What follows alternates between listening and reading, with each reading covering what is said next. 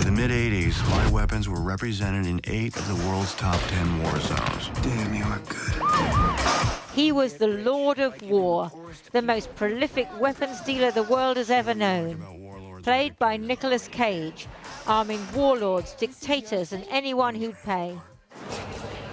Now the man whose life inspired the Hollywood movie, Russian citizen Viktor Bout, may be about to be released from the US jail where he's languished for 14 years as part of a prisoner swap.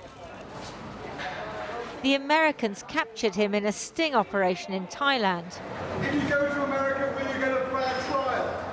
No, sure not. And the Merchant of Death, as he was commonly known, was sentenced to 25 years. Neither side has confirmed the alleged deal to swap Bout for basketball star Brittney Griner, accused of carrying cannabis oil cartridges in her luggage, and former Marine Paul Whelan, convicted, his family say unjustly, of being a spy. There's obviously no credibility to this situation. This is retaliation for sanctions. The US Secretary of State says he'll speak to his Russian counterpart in the coming days. We put a substantial proposal on the table weeks ago to facilitate their release. Our governments have communicated repeatedly and directly on that proposal. And I'll use the conversation to follow up personally and, I hope, move us toward a resolution. The Kremlin said they wouldn't discuss the matter in public, but Whelan's family hope their nightmare may be coming to an end. Our reaction is a little bit of hope. The offer that the U.S. government has made and extraordinarily made public is super. Hopefully the Russian government will take the concessions that have been made and allow Paul to come home. Griner, who's a double Olympic gold medalist, appeared in a cage in court in Moscow yesterday, shaking hands with her legal team and showing a picture of her family.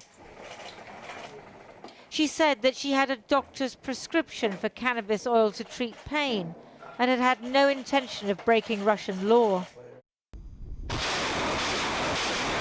Since Russia invaded Ukraine in February, there's been no high-level contact with the Americans. As the Russians push their advantage in the east of the country, some diplomats may see a prisoner swap as a potential prelude to further dialogue. But the Russians say they've destroyed 100 US-made HIMARS missiles as the Americans continue to arm and support Ukrainian forces. After a period of Russian advances, the Ukrainians are now beginning to seize back territory with US and European backing. It will likely take many months before Ukraine feels it's in a strong enough position to sue for peace. But the opening of diplomatic channels for a US-Russia prisoner swap can only help if that day comes.